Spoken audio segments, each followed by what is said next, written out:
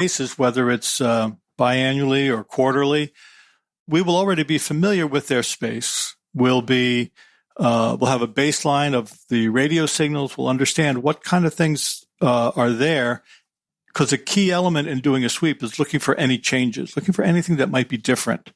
So if we come in and the last time we were at the office, we saw certain types of signals. We know sometimes light switches may be putting off radio signals. There may be other types of equipment around, and we'll be familiar with that. Next time we come in, we may see that there's something a little different. Now we better find out, what is that coming from?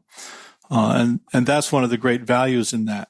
Talk to us a little bit. Speaking of, you mentioned light switches, and it just kind of dawned on me. Telephone systems today, about how deadly they are now as far as being able to be used as a bugging device. Telephone systems have lots of vulnerabilities. Most office phone systems have moved into the voice over IP category. Yet even in the most sophisticated corporate offices, they still have copper line phones. Sometimes it may be a conference phone sitting on a desk, or it may be a emergency phone. A lot of times we'll find them in the AV room outside of a major boardroom. There's one phone hanging on the wall. It just happens to be an old phone because it'll work even if the other system goes down. But at the same time, the copper wires are easy to intercept. So that becomes a vulnerability. With the even more sophisticated phone systems, there's a lot of areas to look into. Some of it may be on the network. Voice over IP phones are basically running on a computer network. So there's vulnerabilities there in terms of vulnerability to hacking, to being able to add encryption. But along with that, they're part of a system that includes voicemail. It includes remote access, a number of different features, and a lot of people ignore the vulnerabilities that exist right within the phone system itself. Every phone system today includes an option they call supervisor monitoring. Typically, it's if you're going to have a large call center with maybe 500 or 1,000 agents answering tech support calls or customer service calls. There's always a feature that allows a supervisor to monitor calls. That's just built in because that's what phone system customers have asked for. It's usually turned off. But in a corporate office, even though they may not be using that system, they need to make sure that kind of feature is not active, or find out who has authority to use it, the authorizations inside the system. So someone could be just using the standard phone system right in the office to do a bugging.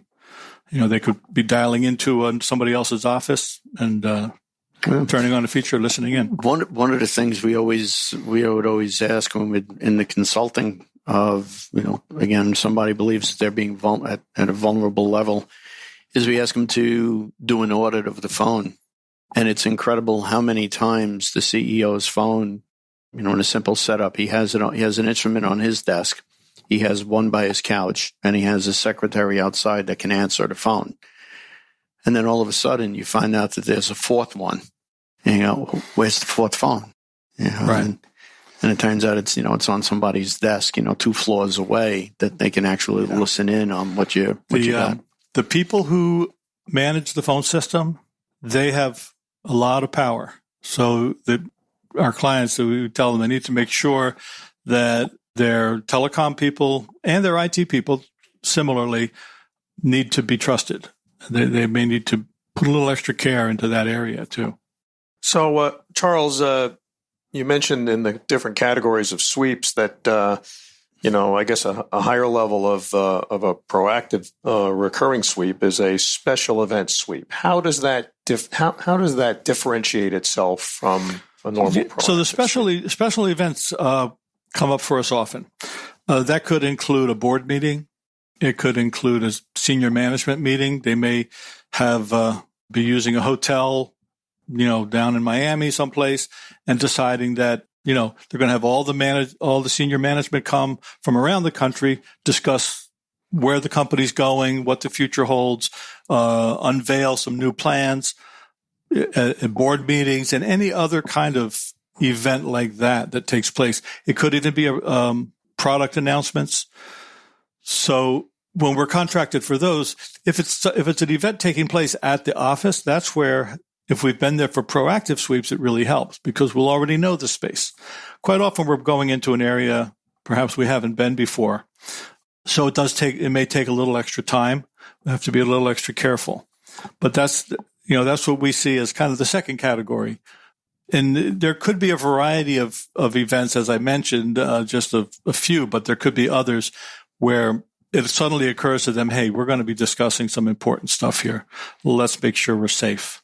And then they come in with the wireless microphone. Well, that's something that we have to look at. We swept one large auditorium the night before the meeting. Then the next night we were there, and there was a whole new signal. It turned out they had added a new wireless feature for the person on the stage to be able to listen in, a talkback feature for him to be able to listen in to the director. And it was unencrypted, transmitting at a 900 megahertz signal that anybody could tune in on a scanner. I would imagine that those offsite special events are very dynamic, and often they're only setting those systems up, the day or hours before the event. So that really becomes a challenge. They're complex systems. We've worked with AV companies. Sometimes we see the same people because it's an AV company. And many of them are very confident, or I should say competent in dealing, and they understand the security needs. Like even, for instance, video production, they're often wearing headsets to talk to each other. They're not talking to people in the company. They're just talking to each other. But while their microphones are on, they could be broadcasting everything that's going on in the event. And along with the event itself, there's typically lots of smaller meetings that go along with it, whether it be an audit committee, some other financial committee, having small meetings. So typically we may be contracted to sweep an auditorium, but as well, there may be 3 or 4 small breakout rooms that we also have to look at. So if you have a particularly sensitive meeting that you're made aware of is coming up, are you at times even consulted in advance on your opinion of the chosen venue, given the sensitivity of the information that's going to be discussed? When we work with our regular clients, and we try to have a good open relationship with the security directors, and they'll let us know, if there's something they have a question about or something to ask our opinion on. Quite often we're called in at the last minute and we may not have a chance. So sometimes it's, we're trying to deal with a situation as we see it, but we'll give the best advice possible. Talk about the specific incidents. And one of the things we had chatted about was like sexual harassment cases and where the TSCM actually winds up playing a part in that. So, the third category that people would call us regarding is when there's been some kind of an incident, a break-in, some other kind of security incident. If there was a case of sexual harassment, then they may, even if they say they knew that there was a camera someplace, could there be more than one? Or were there any cameras? If someone's just acting in a bad way, that may have been enough to create the alarm, so to speak. But now they want to know, was he just being verbally abusive, or was he doing something else?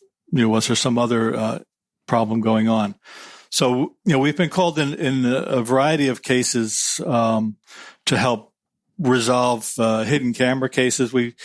There was one of our clients had found a camera in a locker room, and once that was discovered, for the sake of the company, they had us sweep every single locker room in 3 different facilities, bathrooms. They wanted to check everything, and it's compared to the cost of liability, it was definitely a good decision on their part. Another type of incident could be, as I mentioned, break-ins. Even the most secure facility, we had this happen right here in Westchester. Apparently, someone had been breaking into corporate offices up and down the Hudson, but they clearly had cased the place and knew when the trash was being collected and snuck in through the trash compactor access point, tailgated their way through the access control, stealing credit cards. And that was discovered. But when they reviewed the video cameras, the video recordings, they saw that the guy also went into a few executive offices, but no credit cards were stolen. So then that became a big question. Did he go in there for some other purpose?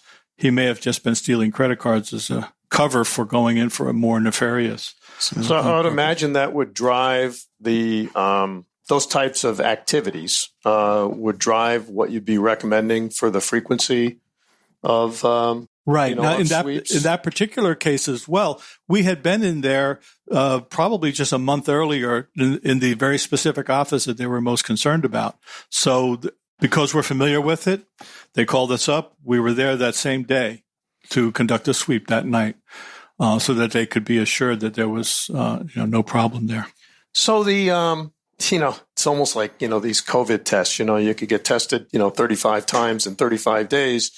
And then you go get exposed, and all of a sudden, you're positive. Right. So is there advancement in the technology? Are you looking at rather than quarterly, semi-annually, annual sweeps, a special event where you're actually doing continuous online monitoring of the RF profile? Is that getting to an extreme? There are ways to do that to an extent.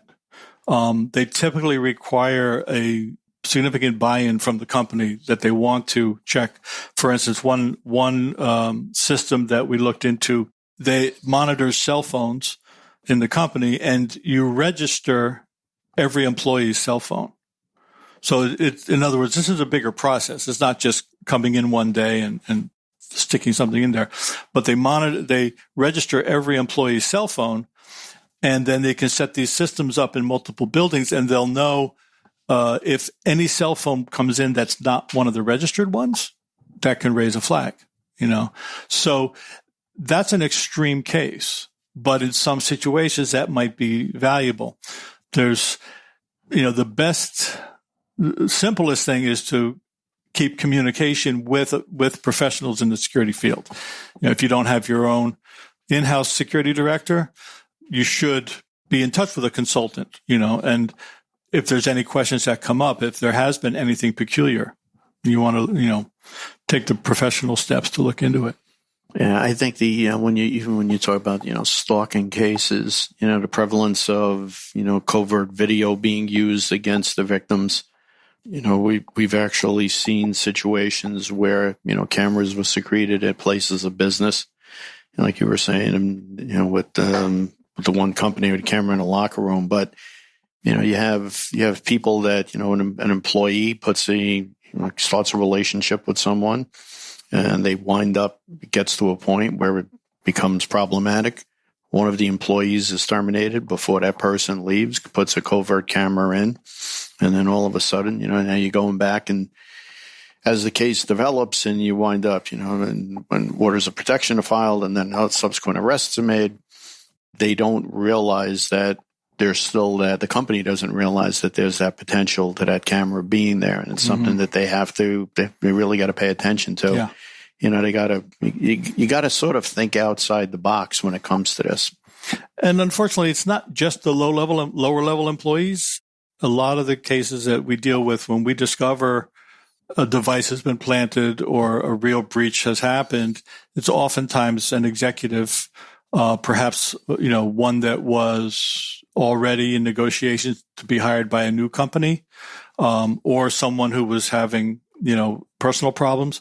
So the HR department is also, has an important role to play in terms of understanding. For instance, if someone's fired for the sexual harassment, they make sure they understand, what else, or if someone was just fired for any reason, whether it's if they were involved in IT, what access did they have? Were they have access to the phone system?